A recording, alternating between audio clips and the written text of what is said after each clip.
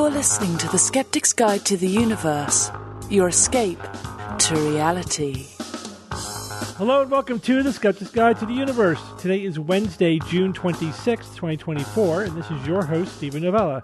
Joining me this week are Bob Novella. Hey, everybody. Kara Santa Maria. Howdy. Jay Novella. Hey, guys. And Evan Bernstein. Good evening, everyone. How's everyone today? Doing good. Not nice. too bad. Evan, you're still at the peak of sunlight, so you must be doing well. Yes, I am. It's still light out, and I'm very happy about that. But Well slightly past less 8 o'clock. happy, though, right? A little. Slightly. Yeah, like I sent you a text the other day, Bob. Yeah.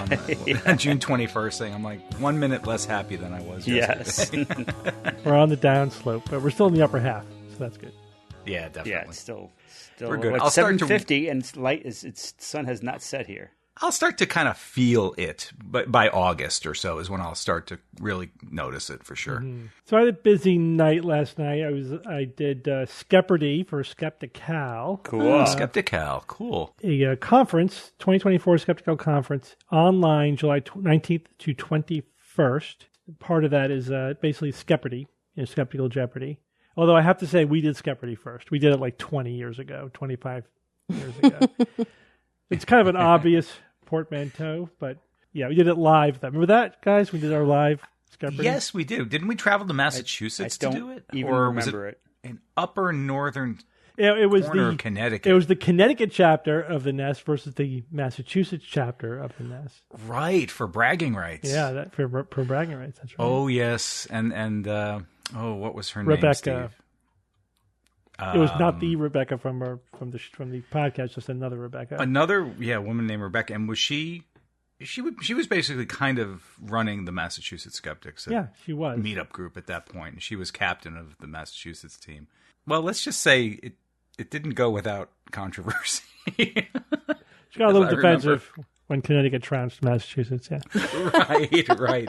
But as captain, Rebecca, if I recall, Rebecca was rather vociferous after the fact about how certain things she perceived as being unfair. Or was it Becky?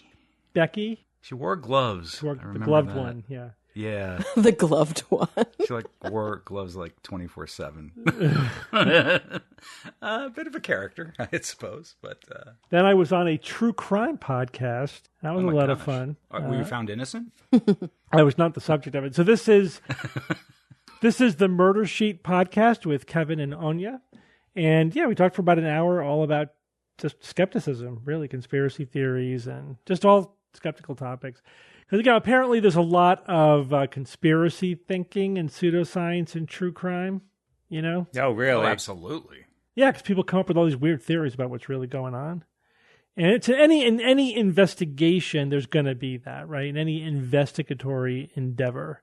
And it's absolutely critical to follow strict logical procedure, follow rules of evidence.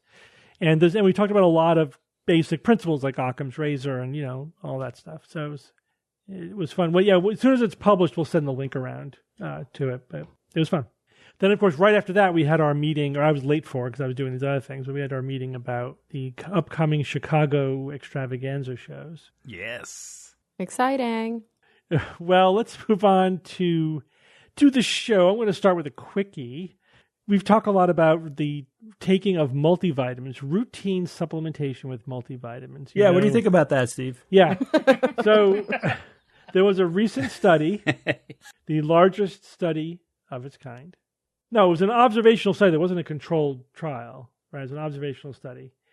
But it followed over 40,000 participants for 20 years. Whoa. So that's a long time, yeah. That's a nice stretch. It was up to 27 years, but it was a mean of 20-year follow-up. Oh, Steve, question though. Did they start with 40,000 and end, or did they end with 40,000? Because some of those people must be gone from the time. That's what they started with. That's how many people were enrolled. Those were the people that they followed. The end point was death. So yeah, people over 20 years, yes, people died during the study. So the question was, do people who take multivitamins routinely help people who are healthy to begin with, right? So they didn't have a fatal illness at the beginning of the study. And have access to good nutrition and right. They didn't say that. They I think they controlled for those things, but they basically just only included people who were healthy at the beginning. Okay. But they would control for things like socioeconomic status and, did you what was your eating habits and whatever. So that, do you smoke, all the usual stuff, and also like age, gender, and race, things like that. The usual demographic things that they control for. So what do you think they found? No effect. No difference. Yep, no difference. None. There was no difference in the risk of mortality. They were just slightly poorer because they spent And money Steve, on supplements. Yeah, but Steve, I imagine none of these 40,000 participants had any vitamin deficiencies to begin with. Well, they probably didn't That's know. correct, because that would have been excluded. Right. Well, they probably did know, because these were part of cohorts that have a lot of information that's collected about them over time. Oh, nice. Okay. Yeah, so these were So adults. they were looking at their blood work. Yes. So yeah, they had that's why they were able to control for all these variables, because they actually had that information. There was data from 3 different prospective cohort studies, right? Cohort studies when you identify a group of people and then you follow them over time. And so they were able to pull them together into, over 40,000 people total. So it's good. It's as good as you're going to get, basically, from this kind of study. So it has large numbers. They collected a lot of data about people. They followed them for a long time, right? So this is like the most robust study we have on this question. And they found no effect on mortality. So it did not make people live longer, which is consistent, obviously, with previous evidence, although previous evidence has been a little bit mixed because it depends. There's so many potential confounding factors. The 2 big ones are, do people who are sick take vitamins? So you have like a sick user effect, versus do people who take vitamins also do other healthy things that are perceived to be healthy? Like, do they take better care of themselves overall? Is it a marker for good lifestyle choices, in other words? That's the healthy user effect. So it could cut both ways, and the question is, which is a greater effect, or do they come out in the wash? And you have to control for them in order to be able to say that the vitamins themselves are having an effect. Because again, not randomized, not controlled. It's an observational cohort study. So all you could do is, after the fact, try to control for these kind of demographic things. So definitely there's no big effect here, right? I mean, if there was a big effect, our study this robust probably would have seen a signal. And to follow up with what you're saying, Evan, obviously we need to treat vitamin deficiencies. And also vitamin supplementation has been shown to be effective in a number of disease conditions. I prescribe them all the time for migraines, for example. Magnesium, B2, coenzyme Q10 have all been shown to be effective in migraines, and people with migraines tend to be insufficient or deficient in them, right? But if you're healthy and you don't have any specific reason to take them, just doing it for nutritional insurance or because you think more is better, or that just vitamins are generally going to make you healthier, there's no reason to think that, and there's no empirical evidence to support it. And this study is kind of a nail in the coffin on the idea that routine supplementation is a good idea. All right, Jay, tell us about the GOES-U satellites. Is that do you say it as an acronym, GOES-U? That's how I've been saying it. I would imagine it. GOES. Yeah, I would imagine that's how it's pronounced. Good use of the word acronym, Steve. All right, from the top, let me give you guys some info about NOAA. The initials there are NOAA. I'll be talking about them quite a bit here, so I want you to know who they are. So NOAA is the National Oceanic and Atmospheric Administration. And this is an agency within the U.S. government that's part of the Department of Commerce. Now, their goal is to understand and predict changes in climate, weather, oceans, and coasts. They want to share that knowledge and information that they find, and they want to conserve and manage coastal and marine ecosystems and resources. They're very important, particularly now when we have global warming punching as hard as it is. We need as much intel as we can get. So now that you know who they are, on June 25th, 2024, as we record this, that was yesterday, the GOES-U satellite successfully launched aboard a SpaceX Falcon Heavy. Who's surprised there? They launched from Kennedy Space Center in Florida. This launch marks the completion of NOAA's GOES-R series, which enhances both Earth and space weather monitoring capabilities. So let me get into some details here. You might have heard about the GOES satellites because they go back to 1975. I most certainly heard about them. So GOES stands for Geostationary Operational Environmental Satellites, and there's been a series of them throughout the decades. Versions of these satellites have provided a steady flow of really important information for almost 50 years. This is how, this is one of the best ways that we have to get information to predict the weather and to warn people about what's going on and what they should do. So not long ago in the 2000s, forecasting weather involved, and I was surprised to find out about this, but it involved hand drawing maps and interpreting satellite data.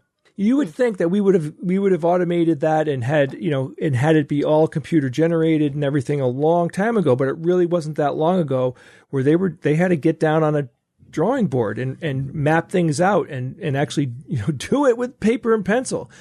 So NOAA's weather satellites back then, they were efficient, but they were nothing compared to today's advanced technology that we have in orbit right now. So the GOES-R series, this began back in November 2016 with the launch of GOES-R.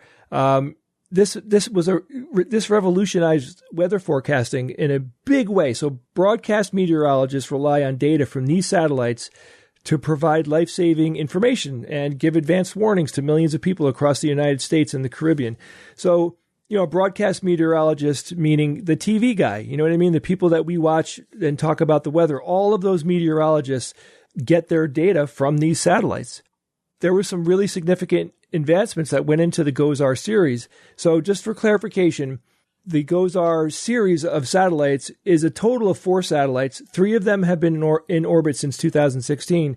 And then the GOES-U satellite was the 4th one that just went up. Now, these satellites significantly improved things like severe weather prediction, which includes thunderstorms and hurricanes.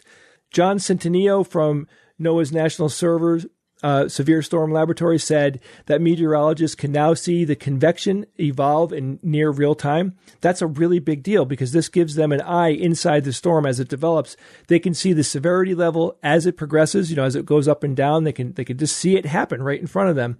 And this is a major step forward because it allows meteorologists to predict a storm's movement and change in direction, change in intensity. Is it stalling? Is it going to be moving faster later on? They need to warn people with accurate information, and that information has dramatically improved in the last decade. Another person named Ken Graham, who's the director of NOAA's National Weather Service, he added that the new series of satellites offer faster and more accurate data that's critical for estimating a storm's intensity, something called cloud top cooling, which has an effect on the overall storm, convective structures, and lightning activity. All of these things contribute to the shape and speed and size and everything of a storm. Instruments like the Advanced Baseline Imager and Geostationary Lightning Mapper, these are 2 very important modules that are aboard these satellites. They enhance the spectral channels and image quality and imaging speed and enabling around-the-clock monitoring of lightning and other weather phenomena. So, this upgrade is very powerful. They really packed in an incredible amount of technology into these new satellites. Now, while the GOES-U satellite is similar to the first 3 that have been up since 2016, the GOES-U satellite has some new features that are based on lessons that they learned from those 3 satellites, which is great. So its standout addition is something called a compact coronagraph. So this is a sensor that will monitor space weather events like coronal mass ejections. Very important to Earth's weather. It can do it because it's designed to block out the light from the sun. Like if you think about the center part of the sun, the really bright part, you have to have lenses and technology that can block that out so you could see the outer ring of the sun, which is called the sun's corona. Yeah, the moon works too. Yeah, absolutely. The moon works perfectly. But we saw it. And it's beautiful. The technology has become so good and so nuanced now that we really can see the corona now in a way that we couldn't before. The instrument gives meteorologists near real-time information about what's going on with the sun's corona, with an 8-minute delay, of course, because that's how long it takes the light to get here. This eliminates delays in a delay in experience with previous instruments, because previous instruments couldn't do anything like this. So it's really powerful. So it has a dramatic impact on Earth and space weather forecasting, like I said. So the GOES-U and the GOES-R satellites provide unprecedented weather surveillance across the Western Hemisphere.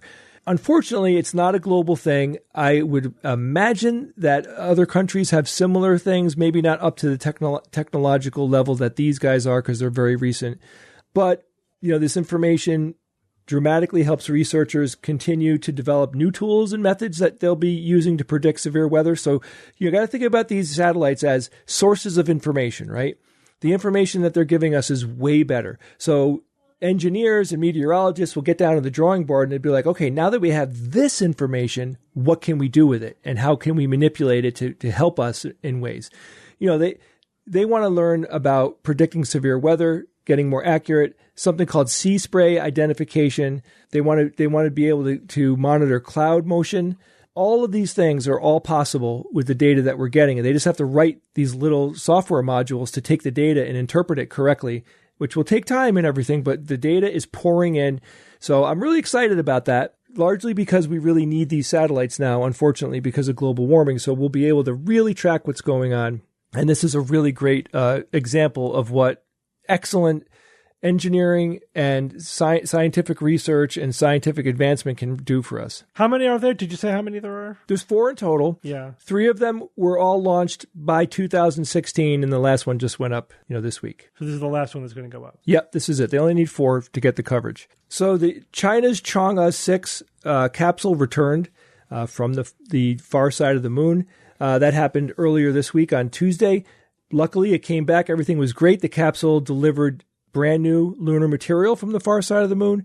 The capsule landed in Xizhiwang Banner, which is in Inner Mongolia, and the team recovered the capsule shortly after it landed. It was a 53-day mission, and bottom line is we have brand new moon regolith that we're going to be studying, and they might find out some interesting things about the far side of the moon because we have never seen a moon sample from there. We don't know anything about what's going on over there. How different could it be? Well, the scientists are very excited about it, Ev. They're saying that the material could provide insights into the differences between the near and far side of the moon.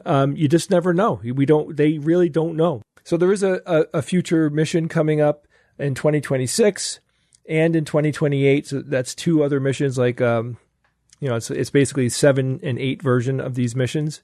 I think it's great. I think that China should be working on a moon base. And we need I think at some point we should be building a collective moon base where, they can do science together. It'd be great. Mm-hmm. Yeah. All right. Thanks, Jay.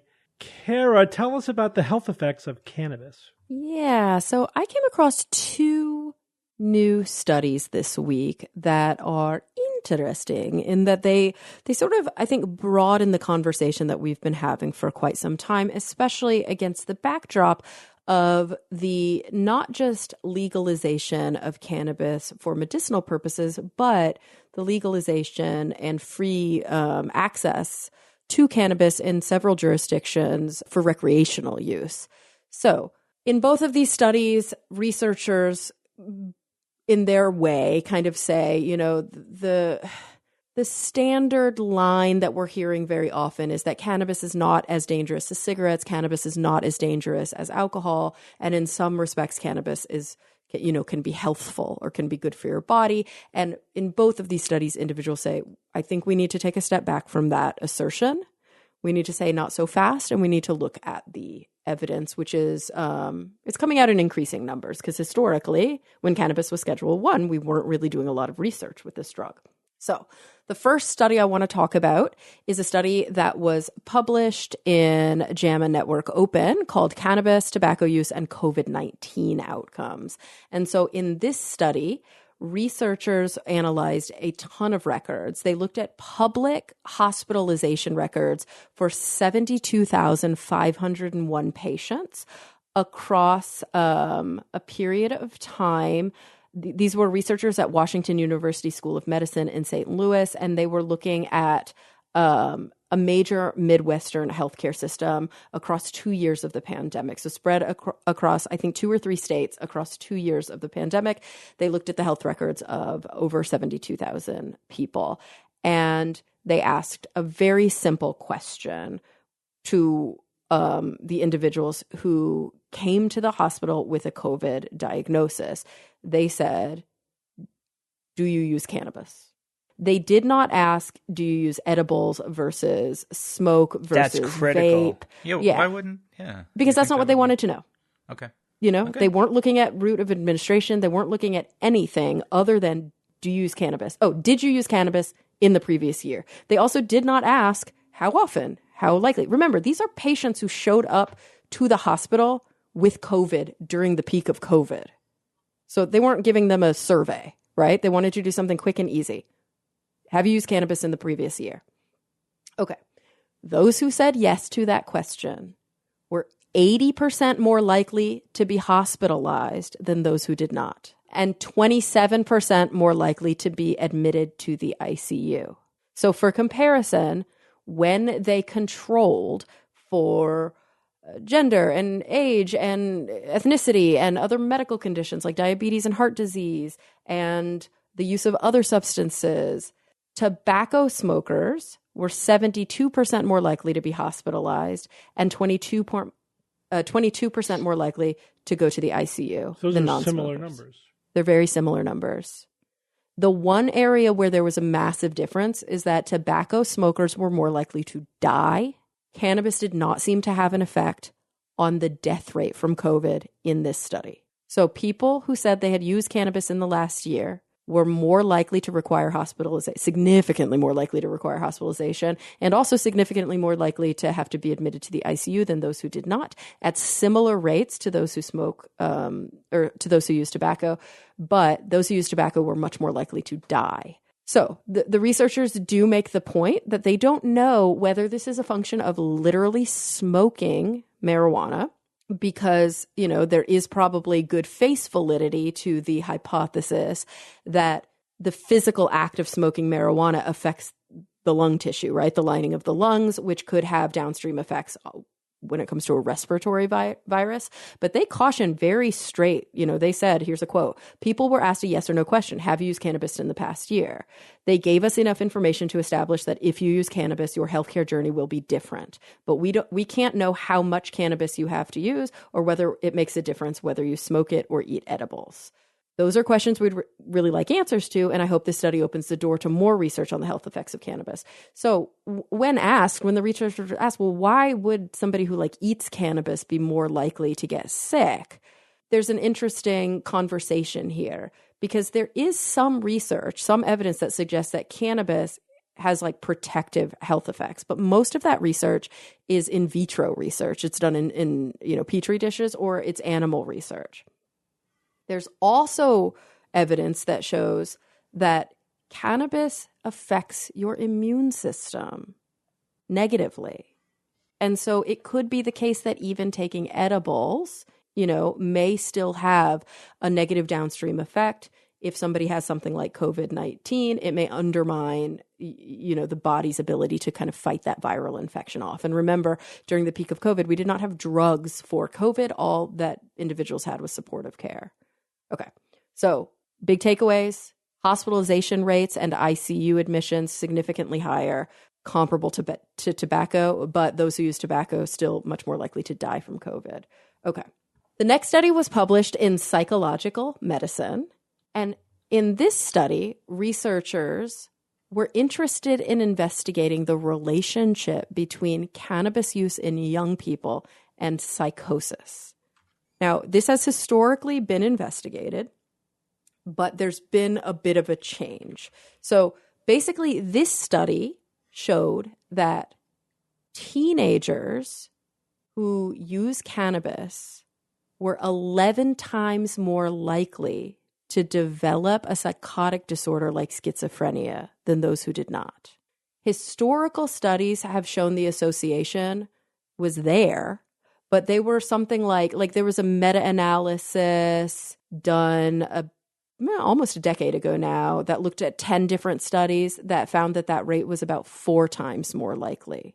But there's a big difference between the studies that fed into that meta-analysis almost 10 years ago and this study. And the two big differences are the age range that the researchers looked at. And can you guys think of another big one 10 years ago, cannabis use versus now? Vaping? Strength. Oh. The concentration. So yeah, more than 10 years, isn't it? And over a long time, obviously. So there's a lot of different estimates, but the amount of THC, right, the concentration of tetrahydrocannabinol in marijuana and cannabis has risen significantly. Some estimates say that between the 70s and 80s and, the teens and 2000s, upwards of like 20%. It's 20% stronger. And so this study looked at 1,560 adults in the UK, and they specifically were looking at these high potency varieties of cannabis. And also, the other difference that I mentioned in this study versus previous analyses was that they looked at younger individuals. So they looked at adolescents aged 12 to 19. And they also looked at those in their early 20s. And this was all based on survey data, public health records in Ontario. So this actually was older data. It looks like between 2009 and 2012 up to 2018. And they kind of followed those public health records and really just looked, who's using cannabis, who is being diagnosed with schizophrenia. I think it was 1,500 plus individuals out of a big group of like 11,300.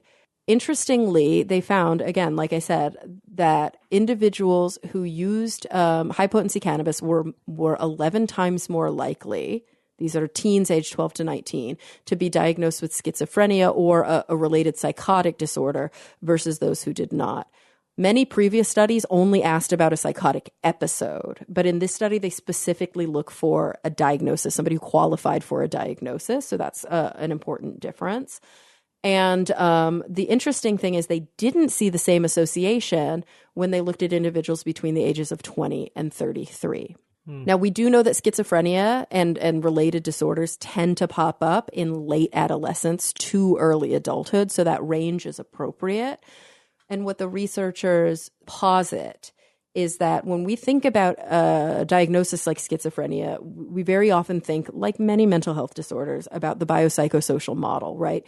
The genetic predisposition, but then also the experiential, the social, the trauma-related or substance-related experiences in life that may exacerbate or that may heighten one's susceptibility to such a diagnosis.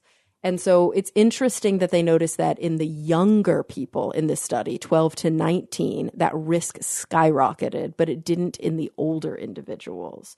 So the worry here is that something is happening when young people use cannabis that's not causing them necessarily to develop a psychotic disorder, but that may be switching on or affecting that genetic predisposition for that psychotic disorder. So they do make an important, statement. They say not all teens, right? The vast majority of teens, here's the quote from a researcher in the study, the vast majority of teens who use cannabis will not develop a psychotic disorder. But according to these data, most teens who are diagnosed with a psychotic disorder likely have a history of cannabis use. So it's really, really interesting. And also really interesting that this study is about cannabis. I would be very interested in seeing with the exact same data set, LSD or other sort of psychedelic drugs and its effects as well within this kind of population, especially of those who maybe already have or already are vulnerable to developing these disorders. But, I think both of these studies together, obviously they open up often more questions than answers, and there's much more follow-up to be done. But they do signal that this narrative that cannabis is always safe, that cannabis is not as risky or dangerous or even potent as alcohol or other substances, I think that it's a naive narrative. And it's really important to remember that these types of drugs aren't done in a vacuum. Mm-hmm. And individual risk factors vary greatly. And we're now identifying here two groups of people for whom cannabis use might be very, very risky. Young people who have a predisposition to developing a psychotic disorder, as well as individuals who catch a COVID-19 virus. Yeah, I think it's important not to get caught up in the politics of cannabis. Right. And just to look at it from a scientific, evidence-based point of view. And it's a complicated combination of drugs, right? And we wrote about this on Science-Based Medicine, calling it the new herbalism, because, again, there's a lot of talk about it, like, oh, it cures cancer and it does this, whatever. Yeah. It's like, going way beyond the evidence. Let's back up a little bit and let's actually study it. And also, it's as a drug delivery system, unless you're identifying and purifying individual components, it's not great. And, you talked about the risk of it. And you're right. It's certainly, I wouldn't recommend like smoking marijuana as your drug delivery mechanism. Right. Because Nor would it's, I. while it appears to be less carcinogenic than tobacco, that's not saying much, but it's not as bad as tobacco. It's still bad. It actually is associated with a higher risk of emphysema. So it's worse for the lungs, even though it's slightly less carcinogenic. What about vaping it? I know there's a lot of news with vaping now that makes it seem a lot worse than we So initially thought. vaping has a lot of the, it doesn't have like the ash in it. It doesn't have like some of the particulate matter that smoking burning weed does, but it still has a lot of products that are not good for the lungs. Right. So it's like better, but not great.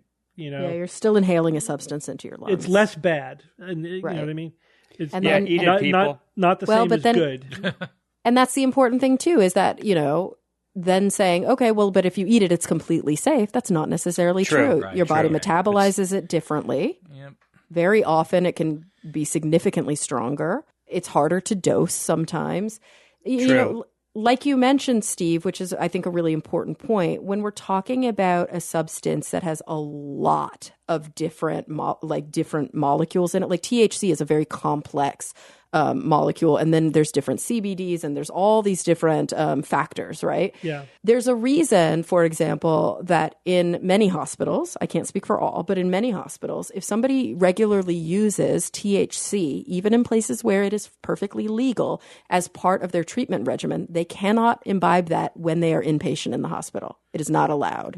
And very often, Marinol, which is a synthetic THC, is prescribed instead, simply because it can be dosed. You know what dose? We know the dose is, yeah. But Yeah. definitely one thing is true. It needs to be studied a lot more. There's definitely some Absolutely. useful therapeutic molecules, Of in course. cannabis, and they should be purified, studied, dosed, all that. But they're drugs, right? And like all drugs, they have risks versus benefits, and they have complicated actions, and you have to know exactly what you're doing, in what population, etc. It's not somehow this magical thing. No, it's not a miracle. Yeah, that has Yeah. no risks, or everything it does is good. That's the herbalism part, where it's just magical thinking and going way beyond the evidence. We have to treat it realistically. But having said that, it could be absolutely useful if done properly. Yeah. Yep, It's ridiculous. It was Schedule 1 for so many Yeah, decades. It's like, come on. Yeah. That was unfortunate. Yeah, it's like, put it in the same category as heroin. Sure. All right, Bob, tell us about improving enzymes. Oh, wait. That article? Isn't that what you sent me?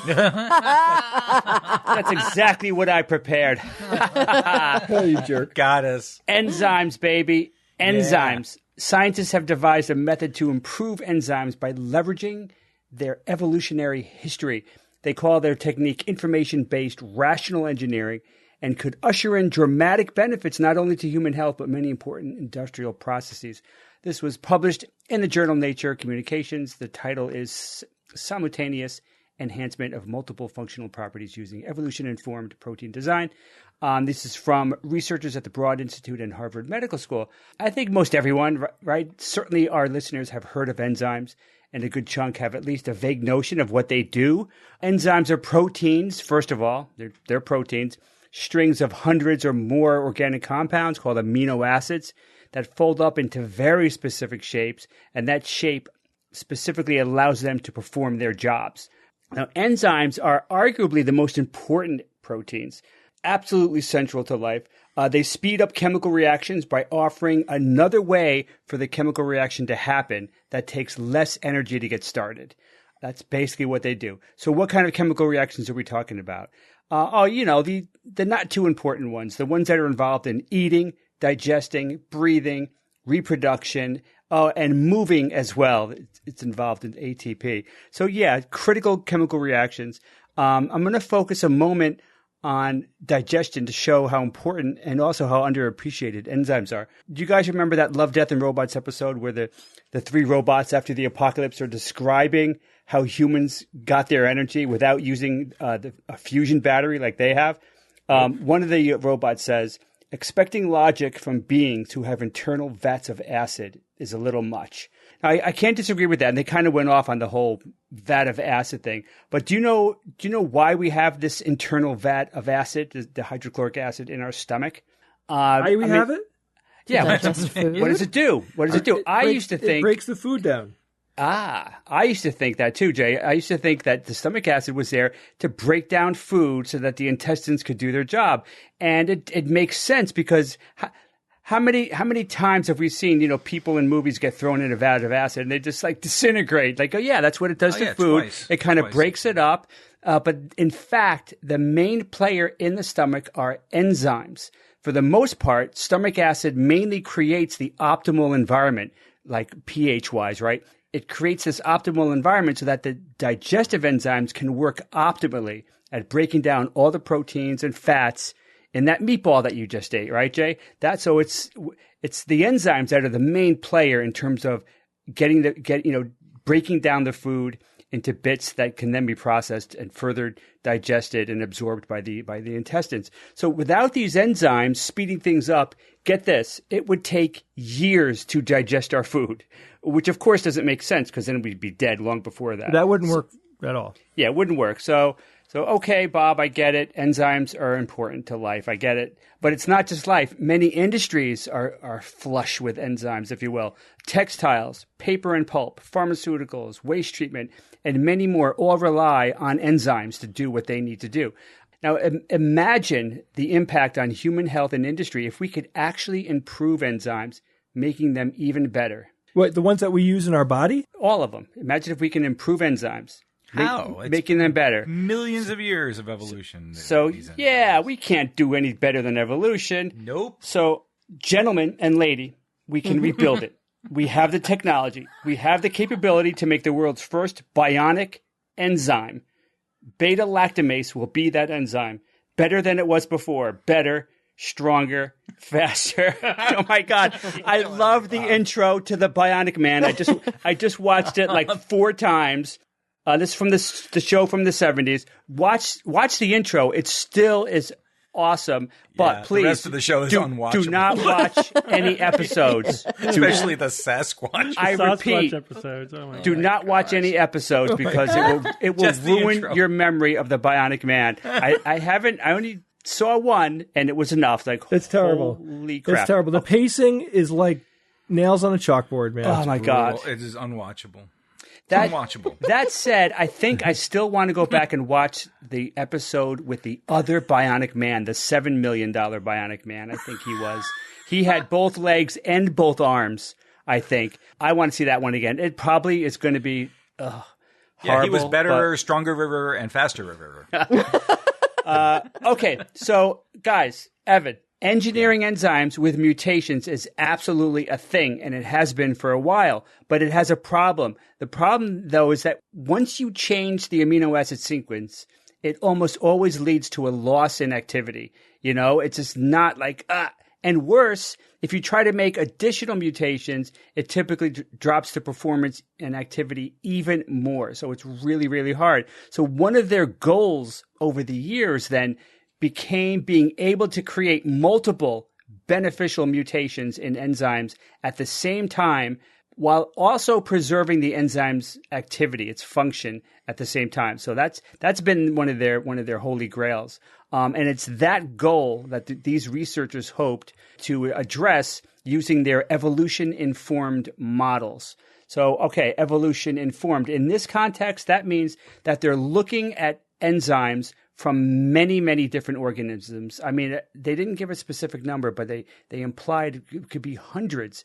There's potentially 4,000 different organisms that could use the same enzyme, but not the same enzyme. It's the enzyme that share a common ancestor in the past. So each animal then, each organism has a different evolved variation of that enzyme, and they took a bunch of them and compared them. So the computational model that they use lines up all the different strings of amino acids from all these different enzymes with a common ancestor, and the program looks for subtle patterns in those amino acid strings. Now what this technique is doing here then is it's leveraging the evolutionary history of this enzyme to reveal the hidden relationships between the amino acids. These are the hidden relationships that would not be apparent if you're just looking at the sequence alone. You know, you need to look at it in the context of its evolutionary history. And then once you see those hidden relationships, they can reveal how the structure of an enzyme dictates its function. Once you have a better idea of how the structure of an enzyme dictates its function, then that helps us to design enzymes with tailored properties that are different, but also have the same structure and same function, but enhanced properties for biomedical uses or industrial applications. So that's what the goal was. Now, the proof of the pudding is in the tasting, as they say, and they tasted the crap out of this. They modified this beta lactamase enzyme using the predictions made by their model and their computations, and they were able to change a whopping 30% of the amino acids in this enzyme. That's huge. And even though they changed a dramatic amount, 30%, they were still able to maintain the same structure as the wild type of the enzyme, as they refer to it, the one that's found in nature with all these different organisms. So on top of that, not only did their new enzyme preserve the structure, the new enzyme could also run 60 miles an hour, and it had telescopic vision. Oh, wait. Sorry. I lied. The new enzyme, not even a giggle from you mofos. Just sit quiet and listen. The new enzyme had both improved activity and stability. And that's really dramatic. They were really interested in that because the researchers say in their paper, perhaps one of the most interesting results is the joint optimization of both stability and activity, which has often been viewed as an inherent trade-off in the protein engineering literature. So a lot of these researchers thought, man, you can't improve both stability and activity at the same time. They're kind of like it's a trade-off. You get, you're not going to get both, and that's exactly what they got. So I think a lot of these researchers were very, very surprised. Eve Napier is a PhD student at Trinity College Dublin. She determined the 3D experimental structure, the new structure of this enzyme. She's the one that first saw that, wow, 30% of these amino acids have been changed. She said, overall, these studies reveal that proteins can be engineered for improved activity by dramatic jumps into new sequence space. So what does the future hold for this discovery? In the near future, the researchers say in their paper that they want to find out why this works so well and how can this be applied to other proteins. Then they say, we anticipate that this type of approach will be readily applicable to many protein classes as a means to enhance and design new industrial or therapeutic functions. Sweet. That's really sweet. What about further in the future? About that, they say, the work has wide-ranging applications in industry, processes that require enzymes for food production, plastic-degrading enzymes, and those relevant to human health and disease, so that we are quite excited for the future possibilities. This has some amazing potential, it seems to me. Imagine being able to optimize not only enzymes, but proteins, just all proteins or many proteins as well. We are basically ugly bags of water and protein, right? That's a next generation quote there, Kara. Okay. Except for the protein bit I added myself. It's a little heady to imagine, but this could revolutionize so many things. Imagine therapeutic proteins, drug design, agriculture, biofuels, bioremediation, and on and on. It could have such an incredible impact. But beyond that, especially intriguing to me, is using these evolution-informed techniques. We could potentially design novel proteins not found in nature, giving them customized functions and giving biologists toolkits that we can't even imagine right now. Wow. So, wow, that's Steve, amazing, Bob. Yeah, this is so fascinating with so much potential. I mean, I hope they achieve even a third of what I'm imagining here. It would still be amazing. Steve, what do you think? Yeah, I mean, obviously enzymes make biology function, right? It's how Exactly, you yeah. control what happens, because even though you think it speeds up reactions, but it makes them like not happen to happen, right?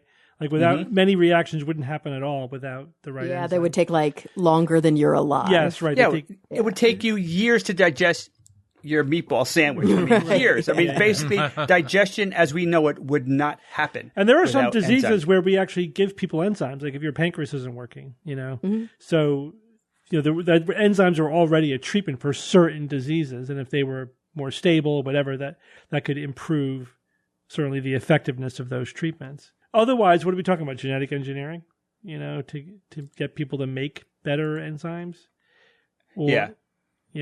Which is obviously not yet a ready for primetime technology in people, but potentially could be one day.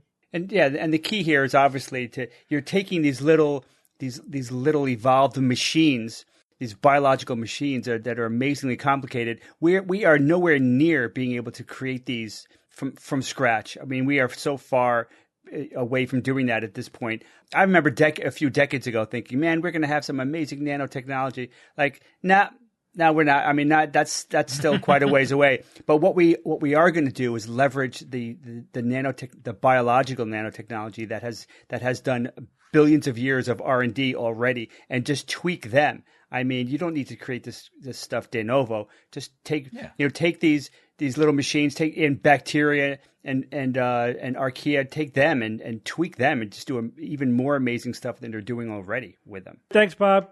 All right, Evan, tell us about geopathic stress. What is that? Yeah, what is that exactly? This is a headline I saw this week in a news item. What is geopathic stress, and is it a threat to our health? Well, it certainly sounds like a threat to our health, but what is it? Well, geopathology, also known as geopathy, is a theory that links the Earth's inherent radiation with the health of humans, animals, and plants.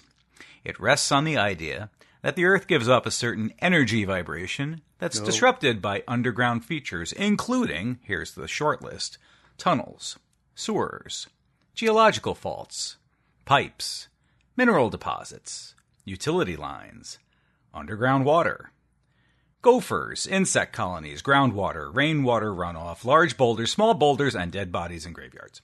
I may have added one or two of those for dramatic effect. But according to this theory, living above any of these areas of energy disturbance can result in geopathic stress. That stress is said to cause a very large range of physical and physiological symptoms. This can create a pernicious effect on the health and behavior of all biological life. Yeah, you know why that is? It's because just about everything on the planet lives above one or more of these things, right? It's nothing like trying to focus on the source of a, quote, problem by making the whole planet on which you live the problem itself, right? But hey, I guess it makes sense in the word, the word geopathic. What is it derived from? You guys know this, right? Geo means geology, George Robb. pathology. George Robb, yep. It's George's fault. Geo is Earth. Pathos, and pathology, pathos, right? Disease, suffering, right? So geopathic. All right. Well, I tried to look up geopathic stress in the medical literature, and you know what? I couldn't find any references to it. Who would have thunk? Yeah, why is that, Carrie? You know what else I didn't find in the medical literature? The healing properties of unicorn blood and the health benefits of leprechaun charms. Makes you kind of wonder why that's the case, too. While this is entirely ignored by medical science correctly, it does seem, though, to have quite an understanding and background among a very certain group of specialists, such as dowsers and water witchers and feng shui masters. And thank goodness for that. Without them, I would have no news item this week. So in a very selfish way, I'm grateful to those specialists. Now, I'm going to read some of the highlights from this news article that came out this week. It focuses on a person named Peter Stott, S-T-O-T-T, who lost his first wife to cancer in 1998. Very sad. Her death, he believes, was due to geopathic stress, GS for short, which are harmful energies that originate from the earth. And Peter said, quote, I found out that the house where we had lived had a serious GS problem. Now, there's no exact description on how he found that the house had a GS problem. And then he says the discovery prompted him to become a professional dowser, devoting his life to finding and managing geopathic stress. Yep, nothing like an emotionally fragile state when making life decisions based on nonsense. Definitely. The article continues. Although GS might sound like BS to some, it's worth noting that sewers and underground pipes, for example, can emit harmful gases and negatively impact a person's health. In particular, hydrogen sulfide in the fumes can be potentially fatal. Okay, well, I'll agree with that statement, but it's kind of too bad that that's really not what this article is at all about. The author is writing about GS specifically, and That's a claim having to do with what? Energy fields, not gases, right? You can't wrangle in legitimate science concerns to validate the illegitimate science. It was a nice try, though, I think. Back to the article. Dowsing is also used to detect gases that aren't man-made, including methane seeps in wetlands and emissions from geothermal areas such as those found in volcanic regions. Dowsing, practitioners say, is a method used to detect the presence of various subtle Earth energies and assess their nature and quality.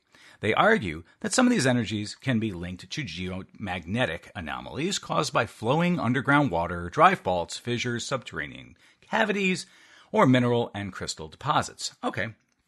Yeah, they even argue that on top of that, you can find lots of things. Dead bodies, lumps of gold, missing children, illegal narcotics, bombs, landmines, and much, much more. Much like geopathy itself, which by definition occurs everywhere, dowsers claim they can harness magic, in a sense, to find anything that naturally occurs or can be put into the ground.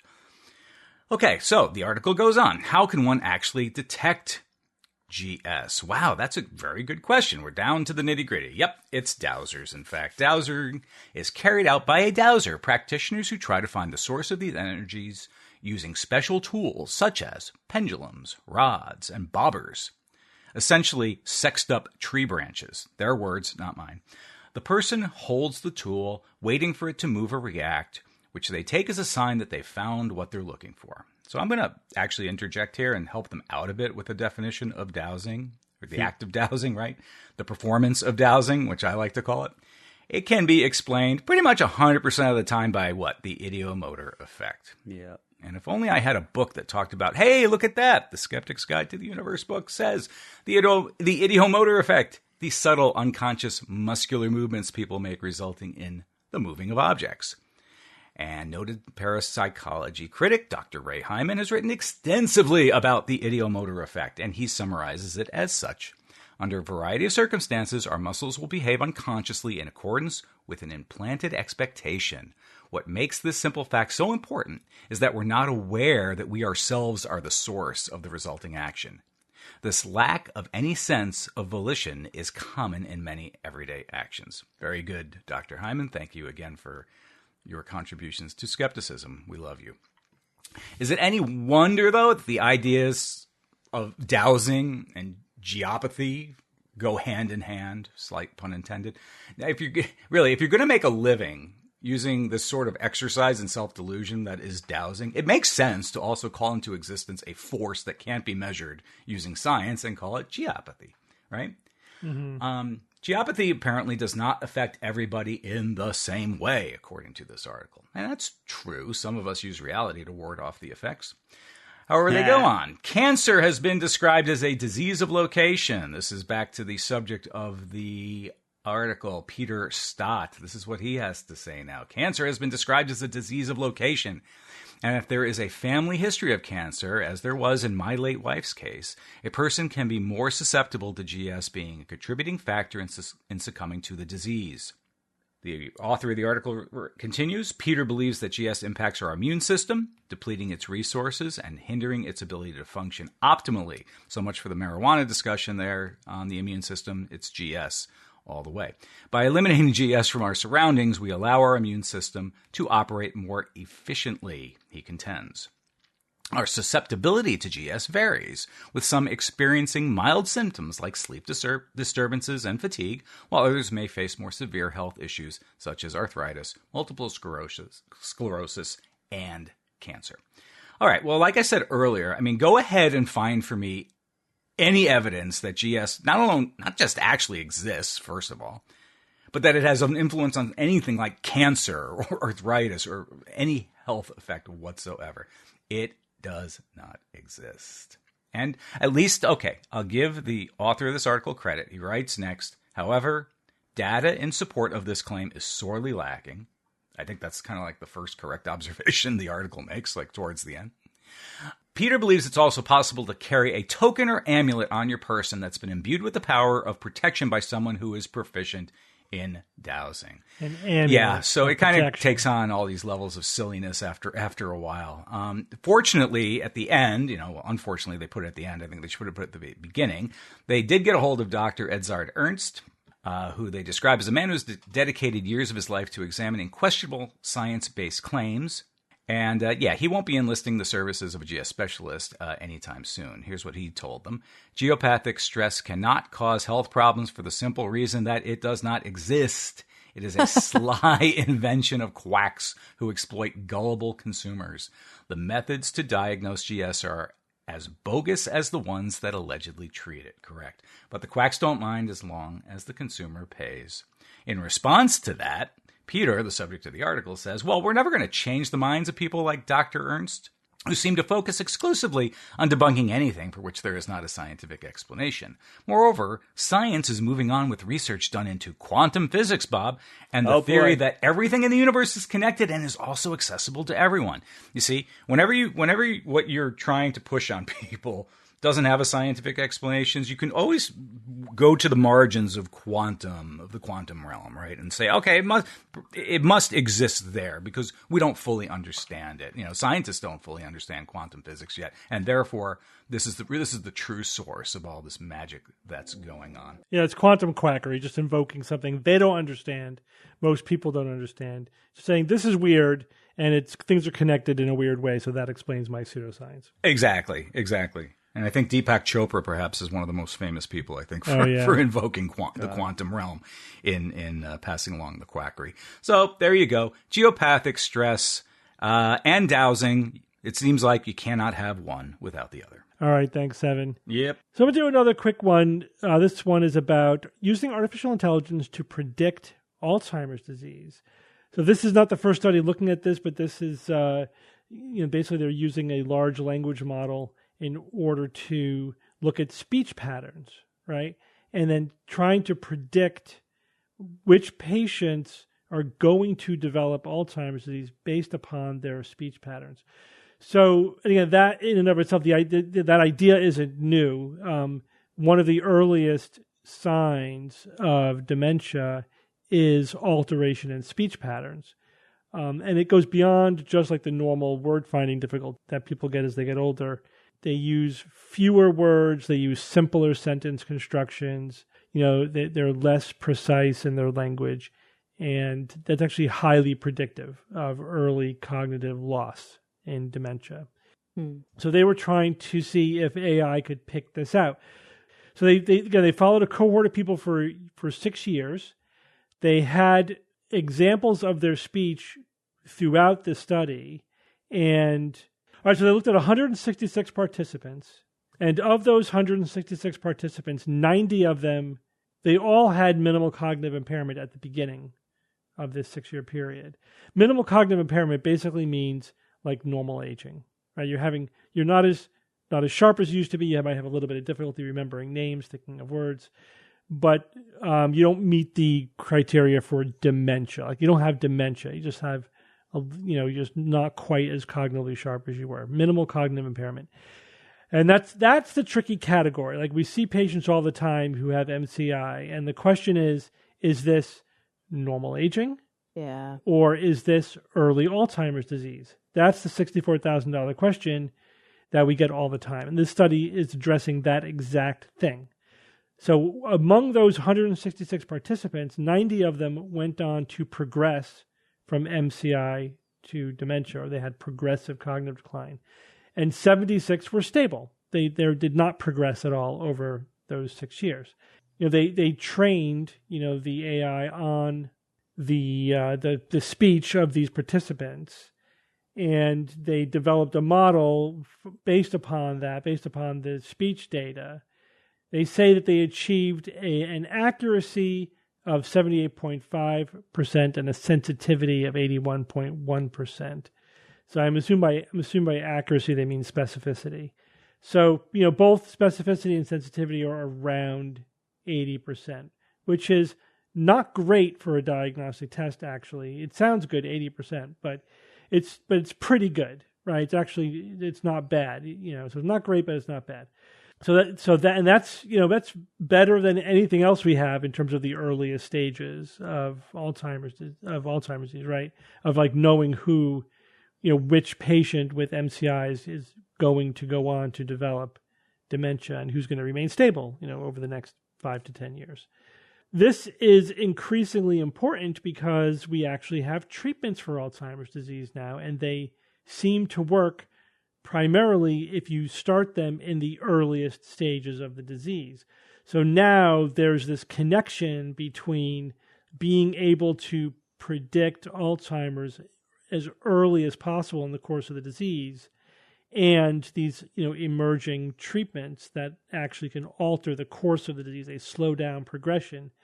But again, they work way better if you start them very early on. So developing these kind of tools has a very immediate practical application, right? Identifying who should get treatment or not. And we've talked about this idea of using AI diagnostically because a lot of diagnoses are basically pattern recognition. Something that large language models are very good at. Oh yeah.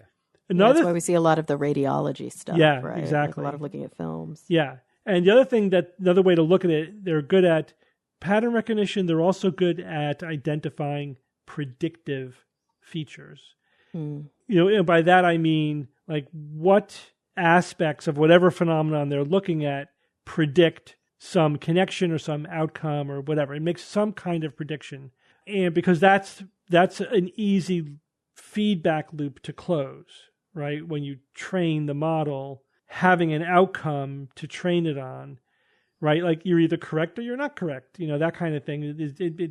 It's a lot easier to train the model if that's what you're looking at. So the AI gets very good at picking out like what is it exactly about the speech pattern that's not just like it's a little off, but it's actually predictive, of progression, of future progression. And even when we don't necessarily, like we as clinicians, we may have an idea of what that is, but the AI can pick out things that we can't perceive, that humans can't perceive. And then even when it is trained and can make this prediction, we don't necessarily know how it's doing it. You know what I mean? It's just like it's seeing something in the pattern of speech that it is that predicts progression to Alzheimer's disease. What I found impressive is how little data this was trained on. And really? And how effective it was. And also the recordings were apparently very low quality because they were getting this as part of another database, not a database that was done for this study, right? They were just pulling people out of the Framingham Heart Study, right? A large database of people that were followed for many years. So that's why it's a convenient database to use. So what I'd like to see is like a dedicated study where you get a cohort of, thousands of people in their 50s, 60s, 70s. You get baseline data. You train the model, even further. You train it on people who have MCI, who have, neurologically, healthy, who have Alzheimer's disease. And then, I bet you can get that predictive level much higher than what it is in this study. Again, hovering around 80% sensitivity and specificity. Wow. I do think that this is going to be huge diagnostically in medicine. It's just like a perfect application for it. Yeah. Because there's so many moving parts diagnostically, as clinicians, we're just overwhelmed with data. And, sometimes there are features that are what we call pathognomonic, right? Like if you have this feature, you have the disease. You have the disease. And so those are nice.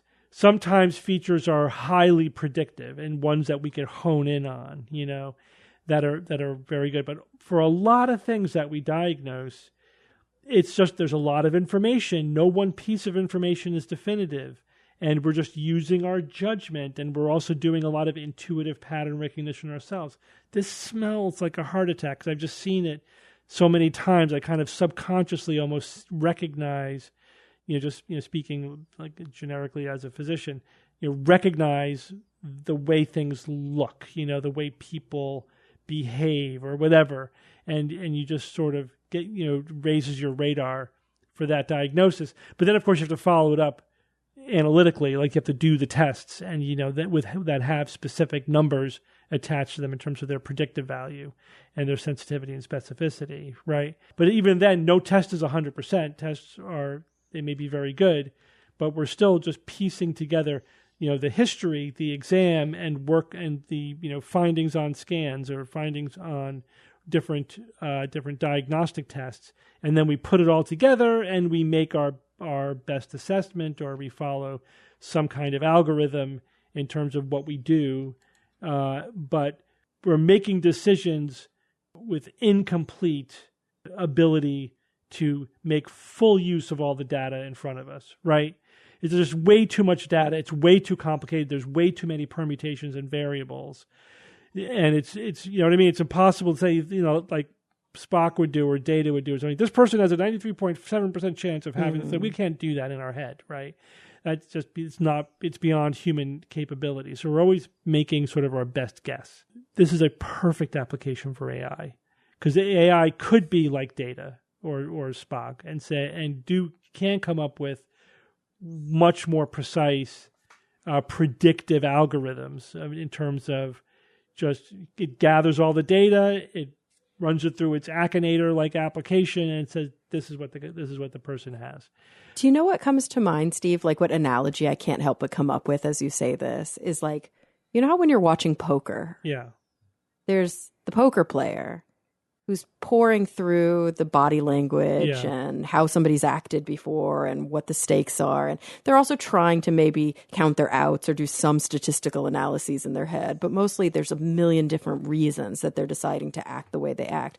But then when you're watching the game, you also see the overlay of the actual statistics and what would actually happen if they played, if they bet or they folded or they whatever. And it's sort of like both those things working together is what makes the play so fascinating to watch. And I feel like that in some ways is like what you're talking about with healthcare.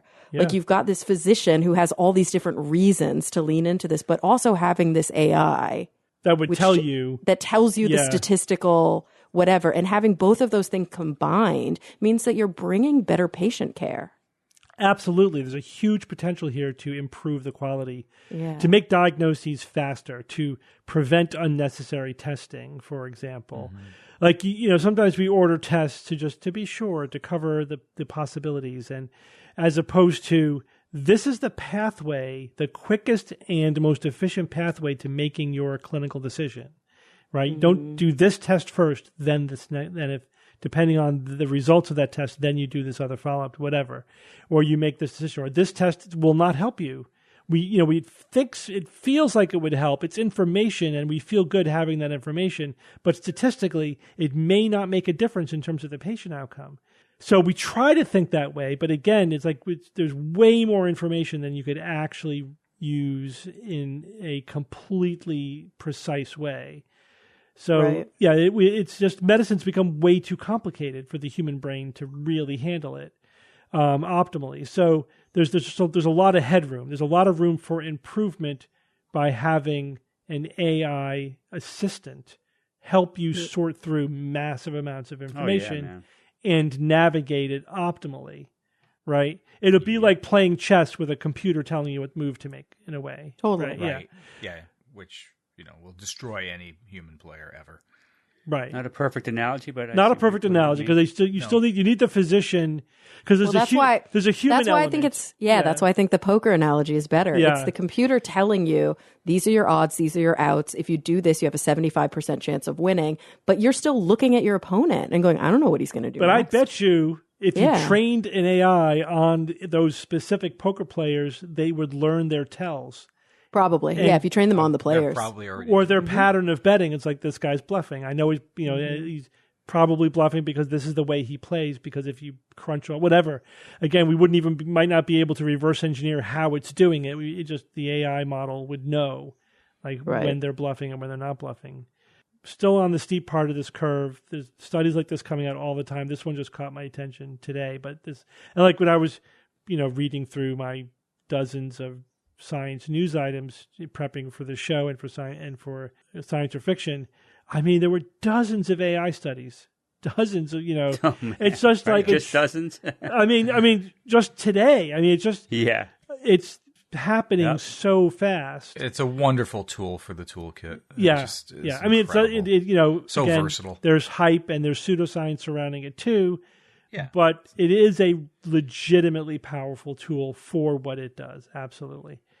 All right, Jay, it's Who's That Noisy time. Yes. All right, guys. Last week I played this noisy. You guys have any ideas? I'm sure It's they're a all bird. wrong. It's a plane. Superman.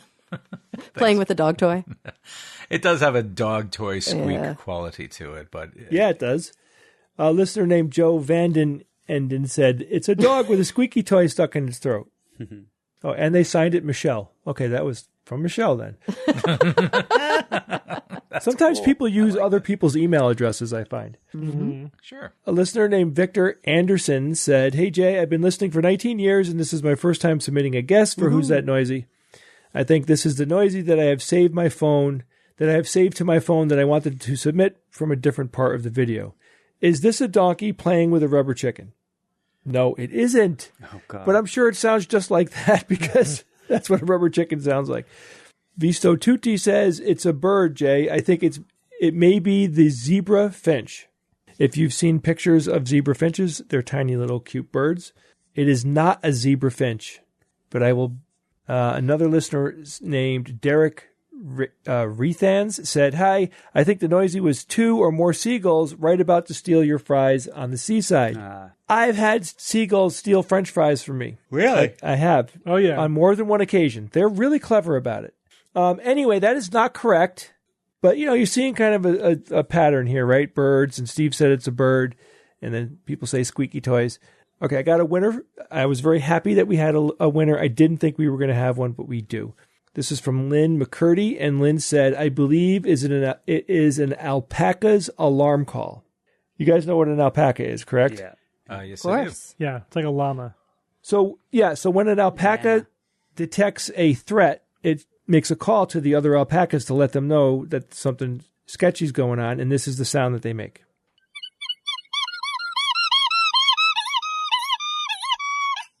Yep. They just scream Alpaca. like a squeaky toy. Wow. Yeah. Neat. That is an alpaca. So I'm sure we have listeners who have alpaca. They Is must it have heard alpaca that. or alpacas? I don't know. Yes. I guess one alpaca is an alpaca and multiple is alpacas. I don't know. Are we sure? Because Evan just said, I'm sure we have listeners who have alpaca. Alpaca Fish plural and fishes. is it is alpacas. All right. Okay, good. I'm glad I So got Evan that right. clearly doesn't have alpacas. Clearly. I would have gotten the noisy correct this week if I did. So I have a new noisy for you guys this week. This noisy was sent in by a listener named Freya Brandel Tanis, and here it is.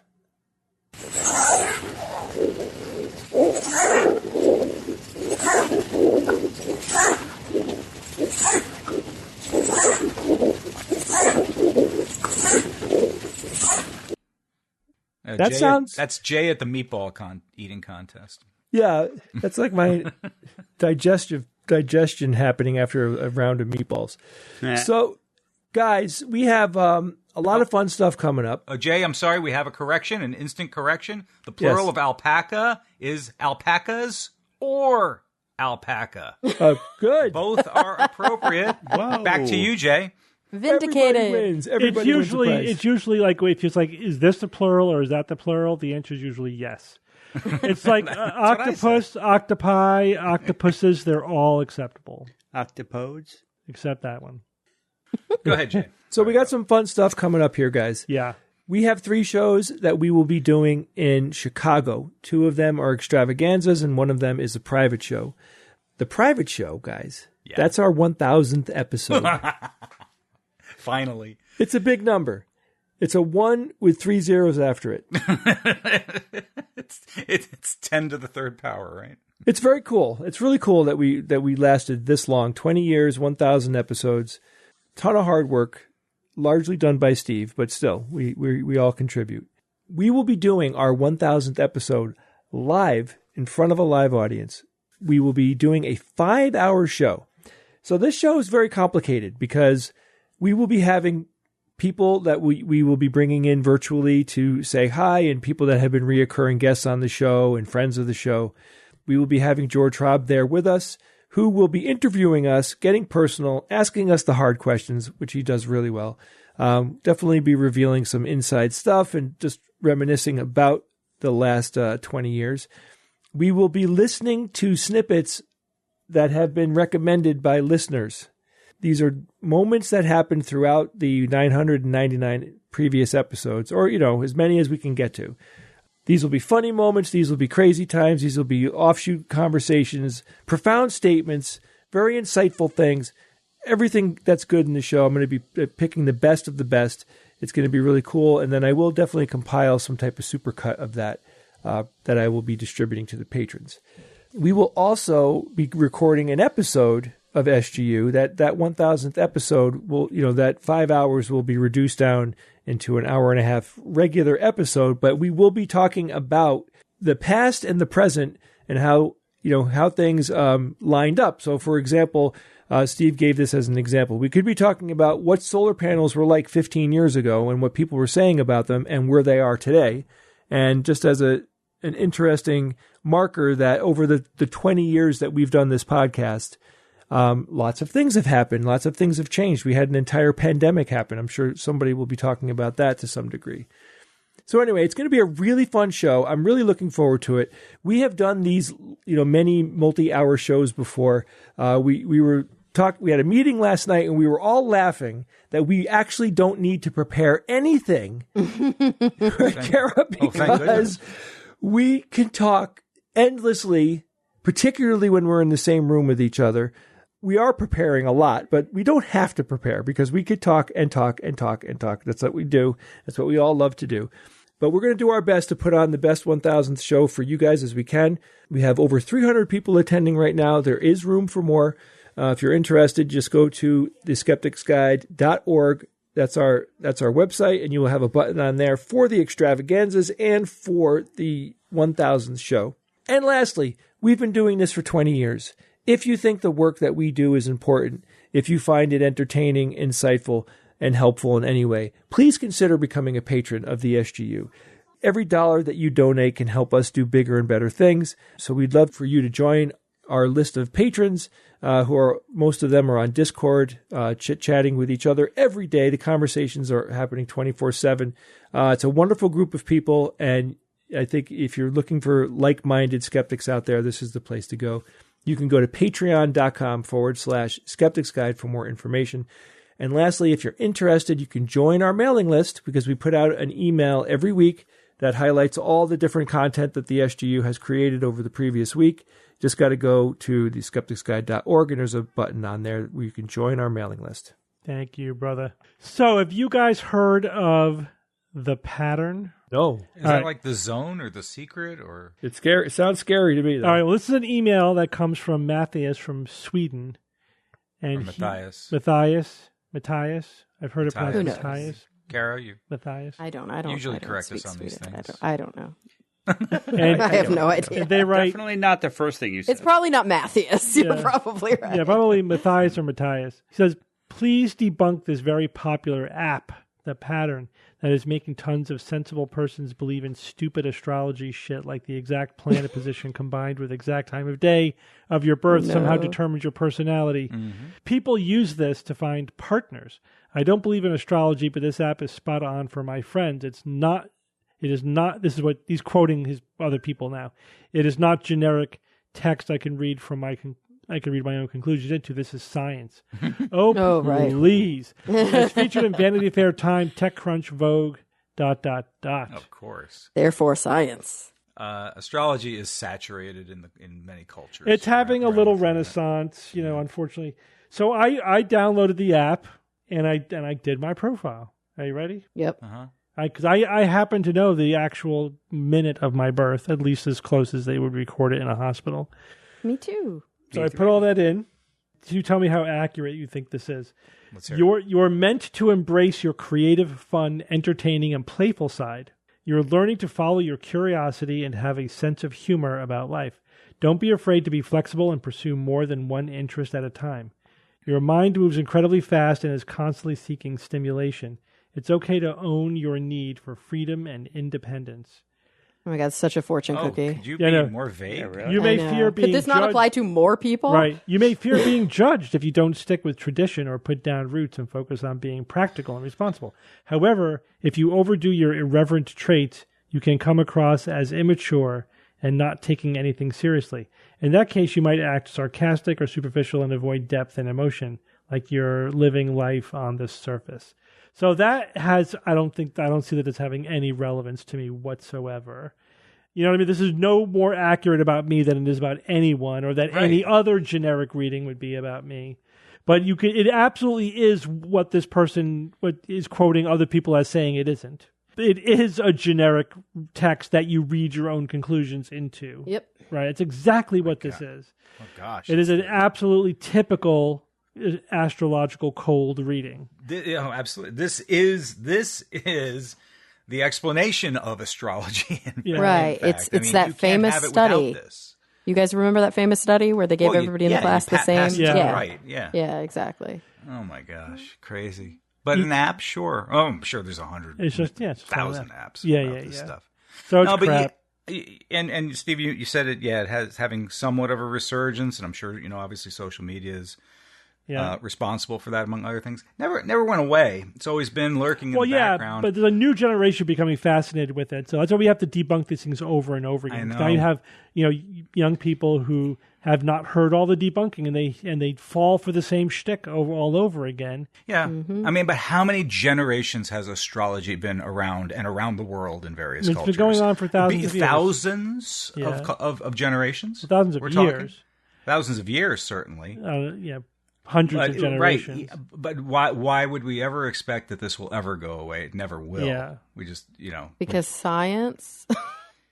You would think. Part of the human condition. It'll never fully go away. Until But Right. Evan, there's Until some we kind of quantum connection, digitize though. ourselves. Oh, that's Going right. on. We haven't figured out everything quantum yet, so therefore. And just for the record, because we do a lot of drive-by debunking of stuff, when people say, "Oh, but instead of dismissing it, why don't you look at the evidence?" Okay, so This has been this has been looked at to death. This is a Yeah. bit of a cumulative show. We're not new to astrology.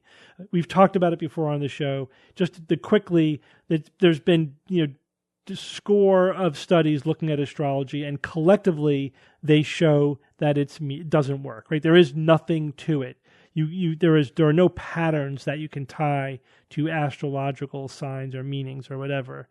There also isn't one astrology. It's like you could. There are different kinds of astrology, and different astrologers don't even agree with each other on what stuff means. It's all metaphor and nonsense. But there's literally nothing to it. Not for nothing. There's no mechanism either. Like there's no plausible way that the alignment of planets and stars would influence your personality. You know what I mean? So it's just pure magical thinking. But it's a good example of a pretty classic pure pseudoscience, and then the way that the kind of readings that you get out of it is a classic cold reading. So it is good to know about. Oh, Steve, can I mention something? Sure. It's a bit of a tangent, but it is an app, and I saw it yesterday. And there's an app for throwing your phone into the air and measuring how far you can throw it into the air. Oh, yeah? So Sounds like a dangerous app. I might say right, but in a way less dangerous than this astrology app. I don't know. I was just thinking that the other day. Like what? Okay, there's an app for everything. I mean, Of course there is. and even more than everything in some ways. That was my point. All right, one more quick one. This one comes from Brendan, who writes, "Hello, I am not sure if this qualifies as a critical thinking question. Long story short, someone I had an incidental relationship with died unexpectedly. I did not start crying until I saw the flowers left at the Garden of Remembrance. The thing I am struggling with is why, with all the empirical evidence before the funeral, I was sad without crying. And then several days later, seeing the floral tributes, it triggered the emotional response. I think I thought the data was enough. I am not a fan of flowers or tributes. As someone who strives for science, I was shocked by my response. I knew the person was dead the whole time. Why did a bunch of dying flowers several days later push me over the edge to grief?" Kara, you want to answer this question really bad. That is the sweetest email. Yeah. I can't help but feel like, did the person, are we not saying their name? It's Brendan, just his first name. Oh, that Brendan, because you're human. Right. You're a human being. You're not a robot. And we don't process our emotions following a scientific algorithm. It doesn't work that way. I wish it did. It would make life a lot easier to manage, right? But the truth of the matter is, when we talk about the things that we talk about on the show, when we talk about evidence-based approaches to life, I think it's really dangerous to think that somehow thoughts and feelings and science and evidence are two different sides of the same coin, or that you can utilize science and evidence to control your thoughts and feelings. You're having a grief reaction. Yes, if we were talking about a severe mental illness, if we were talking about diagnosable depression, diagnosable anxiety, bipolar, schizophrenia, there are tricks and tools that we can use in our toolbox to apply scientific principles to help increase emotion regulation, things of that nature. That's not what we're talking about here. You lost somebody, and you tried really, really hard to use your cognitive skills, to intellectualize your reaction. But then you felt something authentic. And grief doesn't follow a specific pattern. When we talk about the stages of grief, that you read about a lot, in some ways it's kind of like talking about love languages. Like, it's not very evidence-based. Some people follow, utilize some of them. Some don't utilize any of them. The truth of the matter is, there's no right way to mourn. There's no right way to grieve. It comes in fits and starts.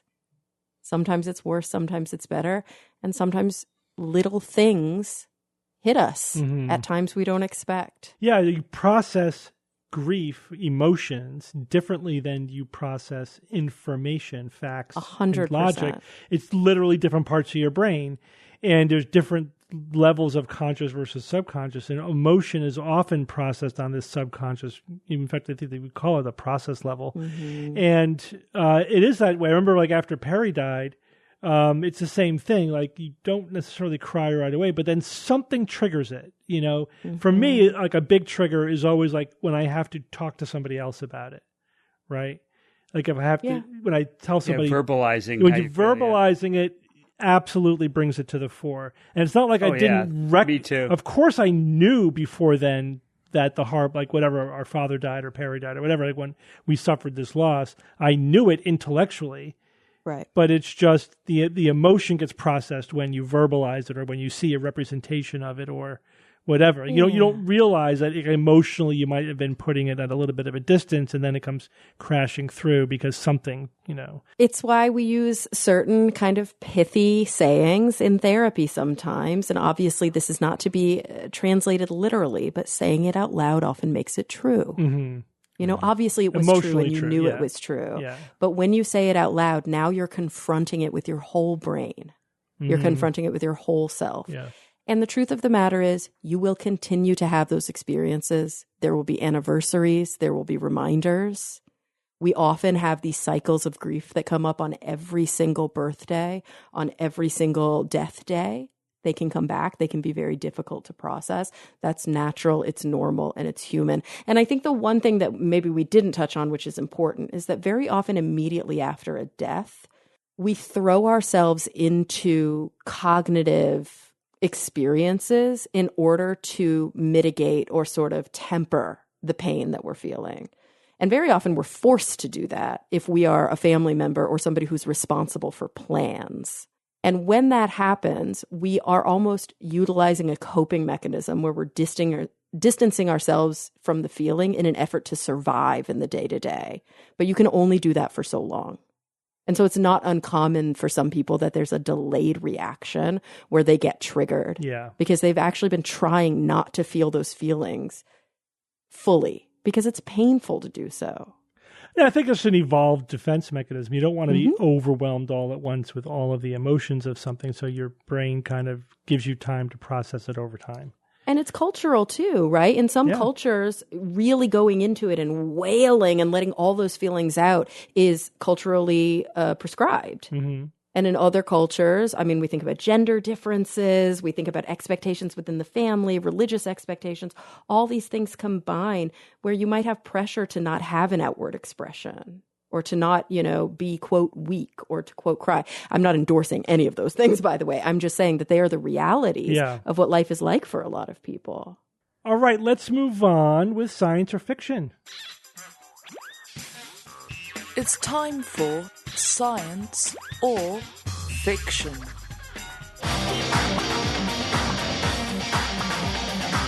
Each week I come up with 3 science news items or facts, 2 real and 1 fake, and then I challenge my panel of skeptics to tell me which one is the fake.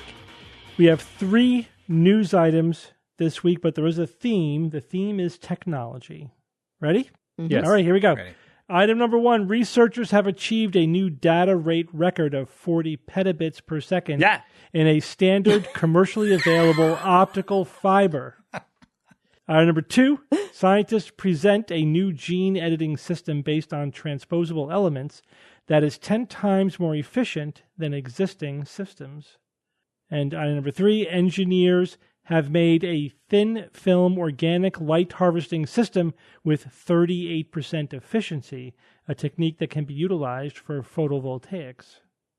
All right, Jay, go first. All right, this first one here, data rate record of 40 petabits per second in a standard commercially available optical fiber. 40 petabits per second. What compared to like what? What's the normal data transfer rate that we deal with on a day? You know, Depends on where you are. That would be good to know. Jay, what's your fiber download? it's like like 500. 500 what? 500 What's the megabit, unit? right? Yeah, So this would be, oh man, petabits. I mean that's That's way out there. yeah, it's phenomenal. I mean, for fiber optic, yeah, I mean, with standard a fiber optic cable, I mean, there's an incredible amount of bandwidth potential on a fiber optic cable because you could just use different frequencies of light. Yeah, maybe, yeah. I mean, that might be possible. I don't know. I don't know. That's a tough one because I just don't know what the limiting factors are today. I know that like the computers themselves cannot transmit and receive data that fast. It's a limitation of how fast the processors can handle it. But the pipe itself, I mean, they're saying that they have a data rate record of 40 petabits per second. I don't know. Okay, I mean, I think that's a maybe. All right, the second one. Scientists present a new gene editing system based on transposable elements that is 10 times more efficient than existing systems. Okay, so it's 10 times more efficient, order of magnitude more efficient than existing systems. I mean, I don't think that's crazy. I think, an order of magnitude increase in something like that seems very reasonable. The last one, engineers have made a thin film organic light harvesting system with a 38% efficiency, a technique that can be utilized for photovoltaics. Well, 38% efficiency is fantastic. That's the highest number I've ever heard for that type of thing. God damn, that'd be great if that was true. So I think the photovoltaic is true. It doesn't mean that it is scalable, but sure, I think that one's science. I think that they created that. Then between the first one, which is the 40 petabits, and the second one, I think the 40 petabits is not correct. I think that number's too high. Okay, Bob. Hang on, I'm doing some calculations in my head. Let's go with 3. Thin film organic light harvesting system, 38% efficiency. Yeah, wow. What are those numbers? Photovoltaic. I don't know. That's up there. But is that beyond the theoretical limit? Oh man, it's too close. I forget. Let's look at 2. Gene editing based on transposable elements, 10 times more efficient. That would be wonderful because as great as CRISPR is, I mean, you can't do a lot. You can't do big chunks of DNA updates with it. So that would be cool. And it seems they could have found another technique beyond CRISPR. That would be wonderful. All right, so let's go to this first one here. 40 petabits per second. I mean, that's, That's too damn high. That's so high. That's something. I mean, I just did a quick mental calculation. I mean, that could potentially be 10,000 times better than conventional fiber. That's a hell of a leap. Yeah, but maybe they're just, instead of going from say 500 gigabit, maybe they were already in the terabit range. In that case, it would be a few thousand times better. Still pretty intense. Crap. I know I'm going to get busted on this one, but I'll say that one's fiction. Which one? Petabit. Yeah. Okay, I'm Evan? not confident. All right. Here's my reasoning. about the 40 petabits. And this is my problem because I refer to things I bring up or I did a news item in the past about, right? And then I have to kind of integrate it into this, and it usually leads me astray. However, here's what happened. Petabits, when I see petabits, I think of also petawatts. And when we did our special episode about when we did it from the year 2035, we went into the future and recorded an episode. And my news item that in that episode had to do with a laser that generated a 50 petawatt or a series, right? 50 petawatts of power. I don't remember that. Yeah, it's weird because I don't know. Petawatts are awesome. The petabits that came up in this science or fiction is now filed in the same file as that. So they were just right. They live together in my brain now. And then and Kara, it goes even further. I got feedback from people on that news item, at least one, maybe two people who said that 50 petawatts in the year 2035, that will not even be a reality. You were too far off on your estimate. So I'm using that information to inform me here that the 40 petabits one is the fiction. Because if petabits versus petawatts in some weird way line up, then 40 petabits now, not a chance. It would not have happened. So that's my reasoning. Obscure as it is. That's it. Okay, I don't need to Kara. talk about the others. You think I'm going to part from the pack in something where I literally have no idea? Like when you read all of these, I was like, why am I going last? You could have had me go anytime. Being nice. I'm going to go with the group, and my reasoning, Evan. Yes, I want to hear. And Jay and Bob, is because when you read the first item and you said researchers have achieved a new data rate record of 40 petabits per second, Bob goes, ah! So I'm going to go with that as the fiction. Kara, we need to play poker with Bob. I know. Yeah. Bob's emotional reaction to these items is very telling. If we're playing cards and I make that noise, somebody just put down 6 aces with no wild cards. All right, well, let's start with the third one. Engineers have made a thin film organic light harvesting system with 38% efficiency, a technique that can be utilized for photovoltaics. You guys all think this one is science, and this one is science. So yeah, this is a very interesting technology that they're dealing with here. So first of all, you know that we have multiple different types of photovoltaics. Yeah. You have the silicon right now are, the industry standard. They're pretty high efficiency, getting into like the mid-20s. They have great longevity, but they're rigid and they're heavy, right? You have the perovskite ones are coming, probably in combination with silicon.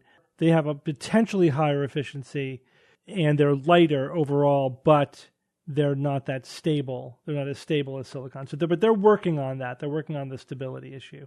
And then there's the organic solar cells, which are a lot lighter, a lot thinner. It'd be easy to put them anywhere, but they have a lot lower efficiency. They're just getting north of 15% now, so they're starting to get to the point where they're commercially viable. Damn, 38?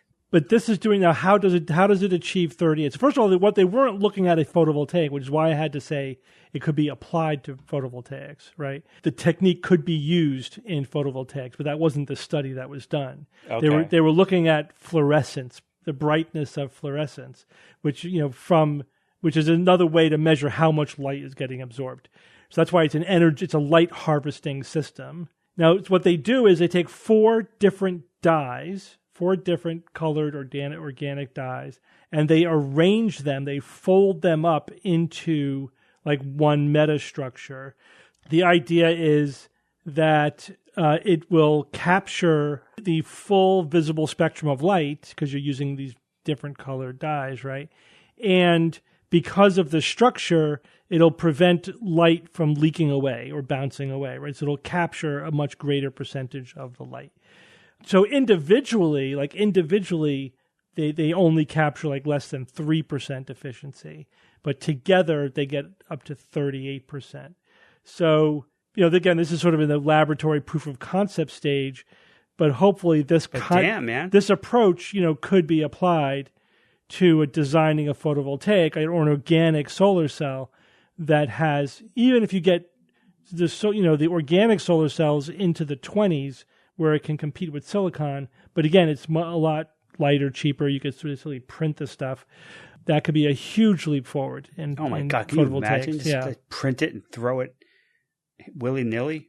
Damn. So let's go back to number 1. Researchers have achieved a new data rate record of 40 petabits per second in a standard commercially available optical fiber. You guys all think this one is the fiction.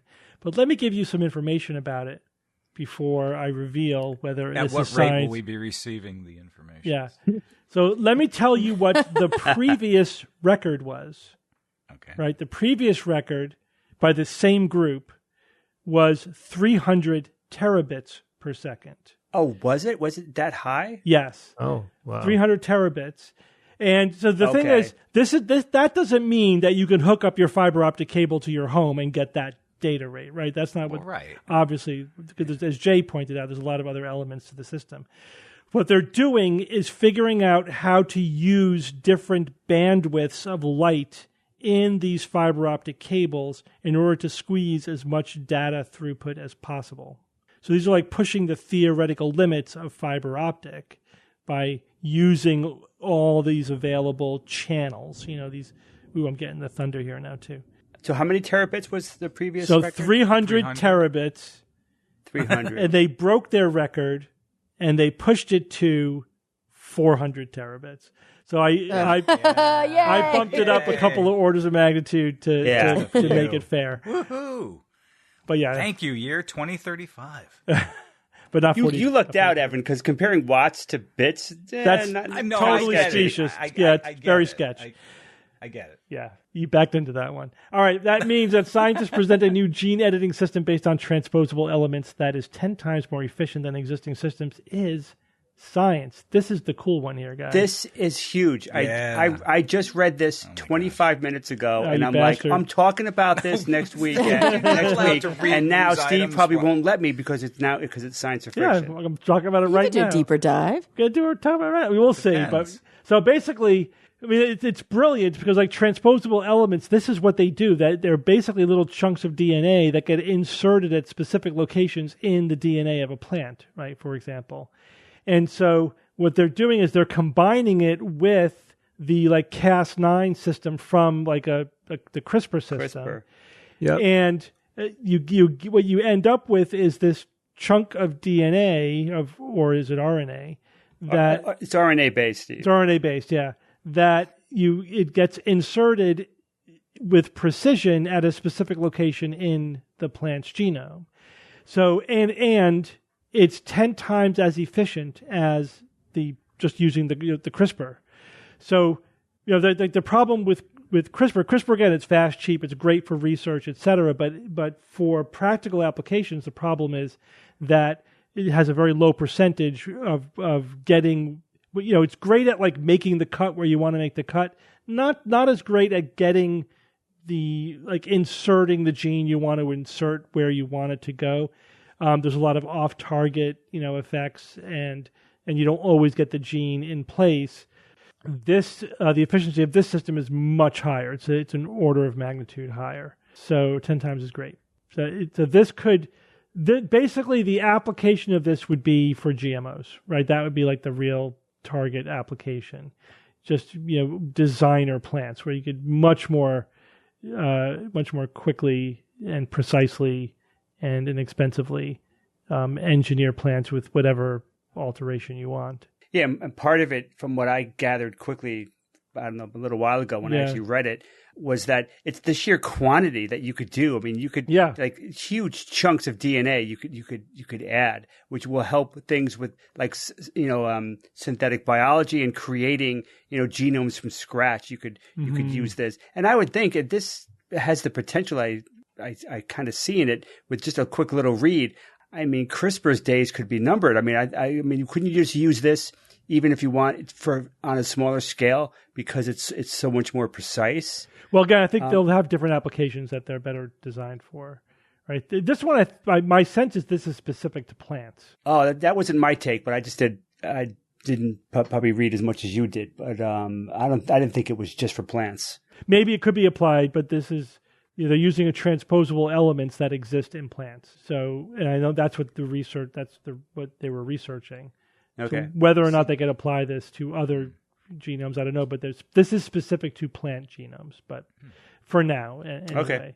But yeah, there's multiple genetic manipulation tools now that I think are going to be mainly complementary. You know what I mean? Like there'll be different ones for different purposes. But yeah, it's just, you know, you feel like we thought like CRISPR was a big advance, and it was, but like it was just the beginning, really, of our ability to control genetic sequences with and lots of different applications. So good job, guys. Yes. Yes. That was a fun one. That was a fun one. Yeah. Thank you. I'll take all the credit for that. I gotta make Thanks, that Jay. noise strategically in the future when I don't mean Right? it. Throw you guys off. No, don't do that. I'll have to figure would out, do that, but- I will find some way to penalize you for doing that. I want to. Now we know. Yeah, I would never do that, but I want to re-listen to this episode to see if I could hear Steve cringing as I made that noise. That's why it didn't matter what order. You already blew it. So like, it didn't matter what order people went in. Amazing. Like, there's no way Kara was going to not vote for that one as the fiction after you basically gave it away. I couldn't help it. It was involuntary. My apologies. My only hope was that I could get you to talk yourself out of it, you know? Which you are very good at doing, you bastard. I was hoping you were going to, well, Steve put that there because he knew it would fool me. Yeah. But Crossed my mind. I thought maybe you were flirting with that idea, but not enough. All right. Evan, give us a quote. All right. Hey, you guys, you know, we're going to be out at SciCon this year in October. Mm-hmm. October 24th through the 27th is SciCon. We're going to be out there, and here's a quote from one of the presenters who's going this year as well. When I talk about information literacy, it's understanding what sources are more reliable than others. People have to understand their own biases and their own errors, and understand that it interferes with their ability to use that information. Melanie Tresick-King, Associate Professor of Biology at Massasoit Community College, where she teaches a general education science course designed to equip students with empowering critical thinking, information literacy, and science literacy skills. Awesome. Very much looking forward to hearing her talk. Yeah, Very cool. absolutely. All right. Well, thank you all for joining me this week. Thank You got it, Sure, brother. man. Thanks, Steve. And until next week, this is your Skeptic's Guide to the Universe. Skeptic's Guide to the Universe is produced by SGU Productions, dedicated to promoting science and critical thinking. For more information, visit us at theskepticsguide.org. Send your questions to info@theskepticsguide.org. And if you would like to support the show and all the work that we do, go to patreon.com/skepticsguide and consider becoming a patron and becoming part of the SGU community. Our listeners and supporters are what make SGU possible.